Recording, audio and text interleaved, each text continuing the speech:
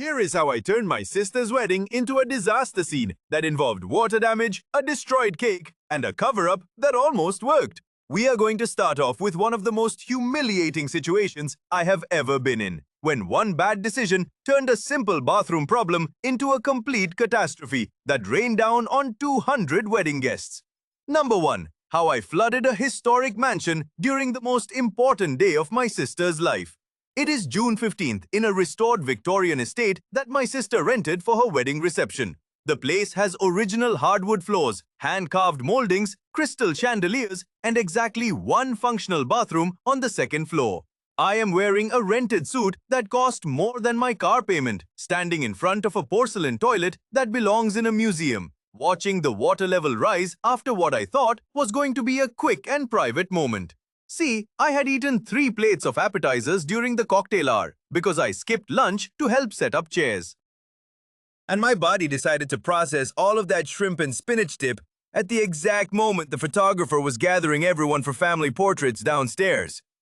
I excused myself, walked up the grand staircase past the string quartet tuning their instruments in the ballroom, and locked myself in the only bathroom that guests were allowed to use. The toilet flushed fine at first, but then the water started coming back up instead of going down. I watched in horror as the bowl filled higher and higher, stopping just half an inch below the rim. My heart was pounding because downstairs, my sister was about to walk down an aisle covered in white rose petals, and upstairs, I was seconds away from causing a sewage overflow at her wedding. I did what any panicked idiot would do. I waited. I stood there for 2 full minutes, hoping the clog would magically resolve itself through the power of positive thinking and shallow breathing. It did not. The water just sat there, still and threatening, like it was daring me to make the next move. No, any reasonable person would have quietly informed a staff member or phoned the venue coordinator and explained the situation like an adult. But I was not thinking like a reasonable person.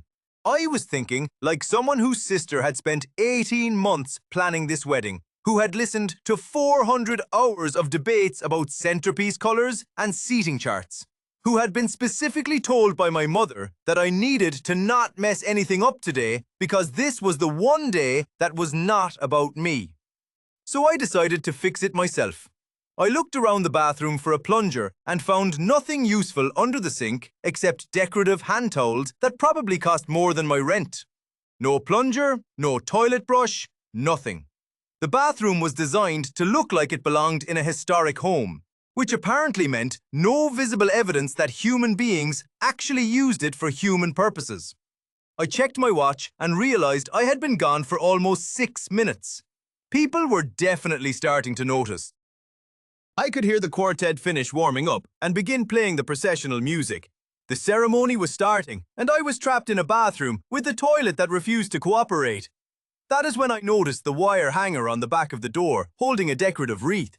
My brain made a series of extremely stupid calculations in about half a second. Wire hanger equals long metal tool.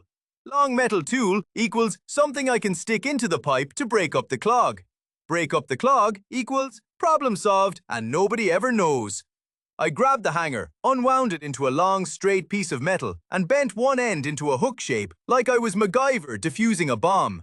I took a deep breath, said a short prayer to the patron saint of bad decisions, and shoved that coat hanger down into the toilet drain as hard as I could. For about 3 seconds, I felt like a genius. The hanger went deep into the pipe, I wiggled it around, and I felt something give way. I thought I had broken through the clog. I pulled the hanger back out, stepped back, and waited for the water to drain. Instead, I heard a sound I will never forget. It was a sharp metallic pop, followed immediately by a high-pitched hissing noise coming from inside the wall behind the toilet. See, what I did not know is that the pipes in this mansion were original to the building. They were installed sometime in the 1880s, which meant they were made of cast iron that had been slowly corroding for over 100 years. And cast iron does not bend when you stab it with a metal rod. It snaps. I had punched a hole straight through the water supply line. The hissing got louder. I stood there, frozen, listening to pressurized water start to flood the inside of the wall. Then I saw it. A dark, wet spot appeared on the wallpaper about 2 feet to the left of the toilet. It spread outward in a perfect circle, growing faster and faster until the paper started to peel away from the plaster underneath. Water began dripping from the spot where the wall met the ceiling. My brain was screaming at me to do something, but my body just stood there, watching the disaster unfold like I was a spectator at my own funeral. Then the dripping turned into a stream. Then the stream turned into a pour. And then I heard a sound from directly below me that made my stomach drop into my shoes. It was the sound of 200 wedding guests gasping all at once. I ran out of the bathroom, sprinted down the hallway to the main staircase, and looked down into the ballroom just in time to see a section of the ornate plaster ceiling split open and unleash a brown, rust-colored waterfall directly onto the wedding cake. The cake was a 4-tier masterpiece covered in white fondant and sugar flowers that had taken a baker 2 full days to assemble. It sat on a table draped in silk, positioned perfectly between the dance floor and the string quartet, right under what used to be a solid ceiling, and was now a growing hole that poured dirty water like a burst pipe in a condemned building. The top tier collapsed first, sliding sideways and taking the second tier with it. Frosting melted and ran down the sides in sugary rivers. The sugar flowers dissolved on contact. Within 10 seconds, the cake went from a Pinterest-perfect centerpiece to a lumpy pile of wet sponge and destroyed dreams. But it gets worse. The water did not stop at the cake. It spread across the table, poured over the edge, and landed directly on the cellist. See, the quartet had set up right next to the cake table because the venue coordinator thought it would make for good photos. What it actually made for was a direct water strike on $15,000 worth of antique string instruments. The cellist jumped back, but not before her bow got soaked and the water started running into the F-holes of her instrument. She screamed. The violinist tried to grab his case and slipped on the wet floor.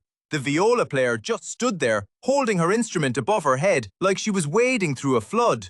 Guests scattered in every direction. My sister, who had been standing at the altar, holding her new husband's hands and trying to figure out why everyone in the room was suddenly staring up at the ceiling, turned around and saw the chaos. She saw the destroyed cake. She saw the ruined ceiling. She saw the musicians frantically trying to save their instruments. And then she looked up at the balcony and saw me, standing there at the top of the stairs, soaking wet from the knees down, holding a wire coat hanger in my hand, like a murder weapon. Our eyes met. I watched her face go through every stage of grief in under 2 seconds. Denial, anger, bargaining, depression, and finally a cold, dead-eyed acceptance that her wedding had just been destroyed by her idiot brother. Now, I had 2 choices in that moment. I could walk down those stairs, admit that I had clogged the toilet, and then made it 1,000 times worse by trying to fix it with a coat hanger like some kind of budget plumber, take full responsibility for the damage, and apologize in front of 200 people. Or I could try to sell the idea that this was just a tragic coincidence, an old pipe that finally gave out, a structural failure that nobody could have predicted.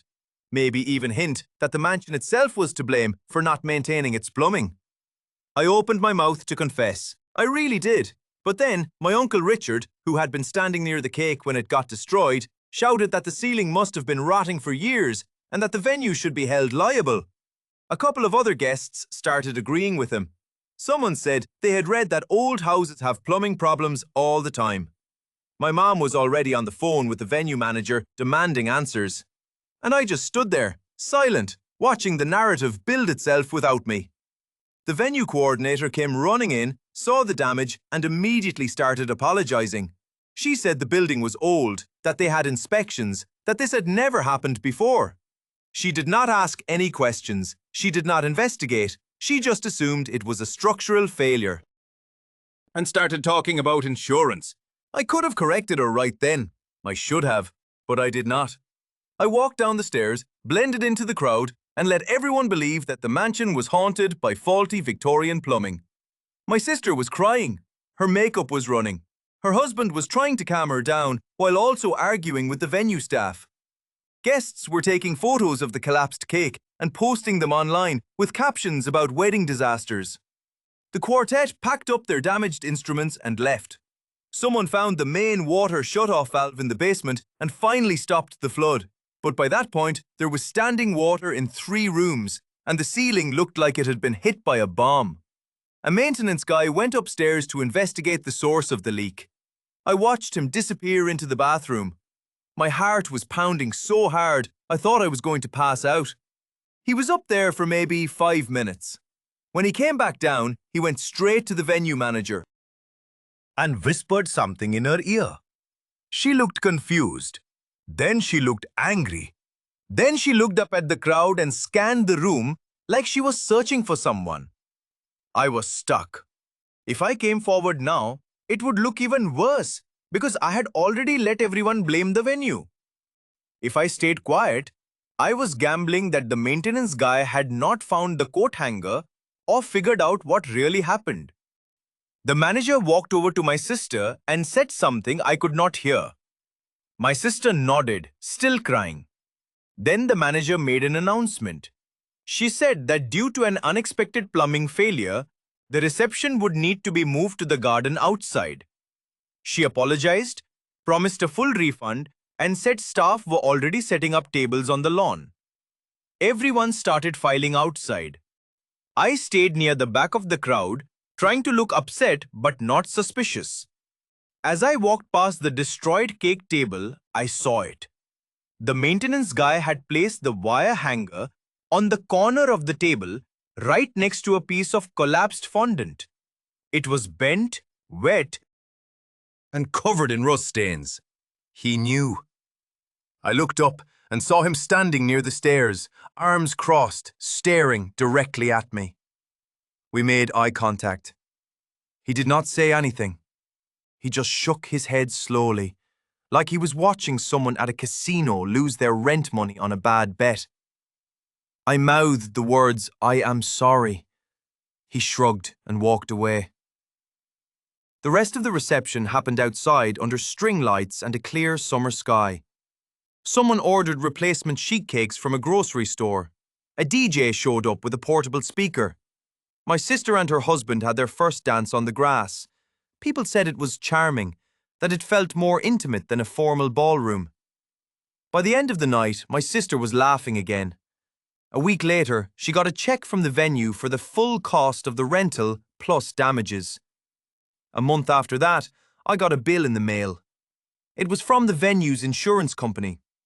They had investigated the incident, determined that the pipe failure was caused by deliberate puncture damage, and traced it back to me through witness statements and physical evidence. The total came to $14,000. That covered the ceiling repair, the floor restoration, the instrument damage, and the cake replacement. I called my sister and confessed everything. She was quiet for a long time. Then she said she already knew. The maintenance guy had told the venue manager, and the manager had told her. She had kept quiet because she did not want to ruin the rest of her wedding by making a scene. But she also did not stop the insurance company from sending me the bill. She said, I earned it. I spent the next 2 years paying off that debt in monthly installments. Every time I sent a payment, I thought about that moment at the top of the stairs when I could have just told the truth. But honestly, the money was not even the worst part. The worst part is that now, every single family gathering, someone brings up the wedding flood. My Uncle Richard still thinks it was the venue's fault. My mom still talks about how they should have maintained the pipes better. And I just sit there, nodding along, knowing exactly what I did and how close I came to getting away with it. Anyway, that is how I turned my sister's wedding into a plumbing crime scene and learned that sometimes the cover-up costs more than the original disaster.